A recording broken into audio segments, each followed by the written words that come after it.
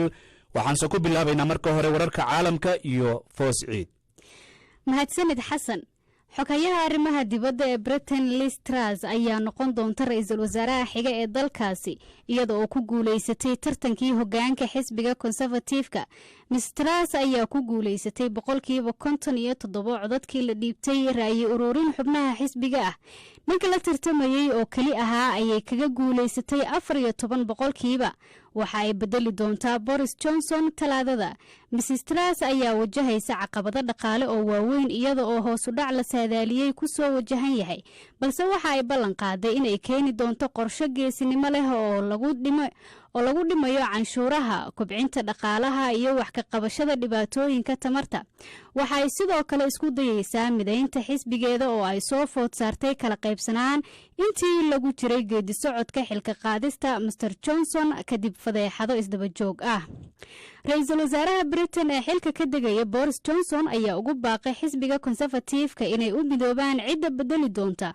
hogaamiyaha xisbiga mucaaradka ee Labour-ka Keir Starmer ayaa u hambalyeeyay Liz Truss, balse waxa uu ku eedeeyay inay tahay qof aan xiriir la lahayn oo aysan la safnayn dadka ay hadda la shaqaynayso. madaxa guddiga Yurub Ursula von der Leyen ayaa sheegtay in ay rajaynayso xiriir wax ku ool ah iyada oo si buuxda loo ixtiraamayo heshiisyada labada dhinac. waxay u muuqataa inay tixraac u tahay heshiisyada Brexit iyada oo uu jiro khilaaf ba'an oo ku saabsan brotokoolka ka hadlaya waqooyiga Ireland. maxkamadda sare ee dalkani Kenya ayaa taageertay guushii William Ruto ee doorashadii madaxtinimo ee dhacday bishii hore. garsoorayaasha ayaa si isku mid ah u diiday sheegashada wax isdabamarinta hogaamiyaha mucaaradka ah Raila Odinga. madaxa cadaaladda Martha Koome ayaa sheegtay in eedeymaha qaar aysan ahayn waxa aan dhaafsiisnayn hawo kulul iyo been abuur. Mr. Odinga ayaa sheegay inuu ixtiraamayo xukunka inkasta oo uu si weyn uga soo horjeestay. Mr. Ruto ayaa la dhaarin doonaa toddobaadka soo socda. waxa uu dhaxlay dal dayn dheer oo abaar xuni ay ku habsatay oo sicir bararka markaasi jira isku shaareeyay. go'aanka maxkamadda ayaa ka dhigan in markii shanaad oo Mr. Odinga ku guul daraystay inuu u tartamo madaxtinimada Kenya. sidoo kale James Orengo oo ka mid ahaa qareennada u doodaya Raila Odinga ayaa ka hadlay go'aanka maxkamadda ee kama dambaysta ah. In accordance with the law, we got to accept this decision as the law. barka sharciga la eego waa inaan u aqbalno go'aanka inuu yahay sharciga dalka, laakiin waxay ila tahay inuu yahay go'aan ideolojiyadeed. waxay ila tahay in wax badan lagu sheegay xukunka. waxaan u heli doonaa waqti marka xukunka uu soo baxo aan ku soo saaro taxliil. When that judgment comes out to put out a critique. qaramada midoobay ayaa sheegtay in ay hayso cadeymo muujinaya in ay macluul ku dhufanayso Soomaaliya 4 bilood ee soo socota. madaxa bini'aadanimada ee qaramada midoobay Martin Griffiths ayaa sheegay in ay tahay xilliyadii ugu dambeeyay ee la badbaadin lahaa nolosha dad badan. caruurta reer guuraaga ah ayaa durba sii dhimanaya, gaar ahaan kuwa maalmo u lugeynaya magaalooyinka si ay cunto u raadsadaan.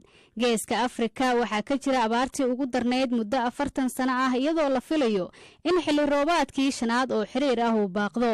waxaa xaaladda uga sii daraysa amaba sare u kicinaysa qiimaha cuntada iyo shidaalka, kaasi oo inta badan maalgelinta bini'aadanimo ay diirada maxkamadda waxay ku dhawaaqday in oo dacwadii u geeyay ninka la yiraahdo Master Raila in oo cadeyma wanaagsan mis cadeyma xoog leh inuusan la imaanin maxkamadda horteeda, oo sidaas oo maxkamadda ku qasabtay in oo ay meesha ka saarta dacwadii uu ka geeyay madaxweynaha cusub oo loo doortay doorashada waddanka Kenya William Ruto.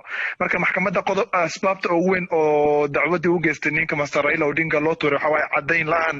cadeynta laga rabo markii arrimaha doorashada ku saabsan dacwooyinkeedana waa cadeyn aad u sareysa lagaga baahanahay. marka maxkamadda kumaysan qancin cadeymaha uu maxkamadda la yimaaday. ku dhawaaqista go'aankan marka maxkamaddu maxay u cuskatay? 9 arrimood bay maxkamadda sare ee bayaamisay oo ay fiirinaysay. waxaa ka mid ah kala jabka ee soo baxay oo guddiga madax bannaanida doorashada waddanka Kenya. arrinta kale oo ay eegtay waxay tahay qaabka teknolojiyadda la isticmaalay doorashada inay shaqeysay mise inay shaqeyn waysay. waxaa kaloo la fiirinaya in oo xuquuqda dadka waddankan inay u suurta gashay inuu nin walba ka qayb qaato doorashada. waxay kaloo eegtay in oo arrimo xasaasi ah oo ku saabsan rag oo waddanka Venezuela u dhasheen oo waddanka Kenya keenay casriga teknolojiyada ku caawinaya guddiga madaxbanaanida ee doorashada in oo faragelin ay ku sameeyeen doorashadeenii habka u dhacday. Marka arrimaha guud waxay ahayn 9 arrimood. 7 garsoorba 4 ka badan baa isku raacday in 7 shay oo 7 arrimoodba in san la cadaynin. Guddiga doorashada IEBC waxaa mathalay qareemahoodana waxay u caddeeyeen maxkamadda inay doorashada si hab wanaagsan u dhacday oo qaabka teknolojiyada la isticmaalay inay aad u sareysay. Marka maxkamadii waxay ku raacday waxa u soo baxday in oo doorashada si cadaalad ah loo qabtay in oo dacwadii meesha la keenay ahayn wax kama jiraan. Sharciyan marka maxkamadda ugu dambaysa ay go'aankan kala soo saarto dhinacii dacwadda gudbiyay maxaa la gudboon? wax dambe oo u dambaysa ma laha dadka kuwii ahayn dacwad ogaday. Waxa waaye maxkamadda ugu sareysay waa meesha ugu dambaysay, meel kale oo ay aadayeen ma laha, waaba gabagababa. Marka arrinta way isku dhamaatay. Sideeda waxaan ognahay in maxkamadan waa maxkamadda ugu sareysa, waxaa la yiraahdaa Supreme Court, kama dambeyn waaye. Go'aanka ka soo baxa meel kale oo laga aadayo ma laha. Marka Master Raila Odinga hadda waxay noqon inuu qaabkii mucaaradnimada uu iska wata oo dhinaca xisbigiisa uu ka shaqeysta, laakiin way isku dhamaatay hawshan. Maxkamadda Supreme Court ka go'aanka ka soo baxa waa kama dambeyn. Waxaa kaloo muhiim inaan sheegnaa maxaakiimta 7 way isku raaceen in oo maxkamadda ay turta dacwadii uu geystay Master Raila Odinga. Marka go'aan oo 7 maxaakiim oo heer sare ay isku raaceen. Marka hadda waxa xigi doonto waxa waaye madaxweynaha cusub inuu xafiiskiisa la dhaariyo oo wadanka Kenya uu noqdo madaxweynaha shanaad. Waxaa cad in oo Supreme Court ka maxkamad kale ay ka dambeeynin. Marka wax muhiim ah dadku u sheegna maxkamadda waa tii ugu dambeysay, hawshan way isku dhamaatay. Dhinacii dacwadda sharcigu marka muxuu ka leeyahay dhaarinta madaxweynaha hadda la doortay William Ruto goormay dhacaysaa, waqti intee la eg ayaa hadda wixii ka dambeeya ay qaadan kartaa? Maalinta Talaadada 4 saacadood subaxnimo iyo 8 saacadood duhurnimo inta u dhaxayso ayaa garsoorka guud oo Chief Justice loo yaqaan ayaa dhaarin doonta madaxweynaha cusub William Ruto. Marka waxaa la rabaa in la dhaariyo taariikh 13 oo maalin Talaado ah oo dadka Kenya oo dhan daawan doonaan. Marka waxay dhici doontaa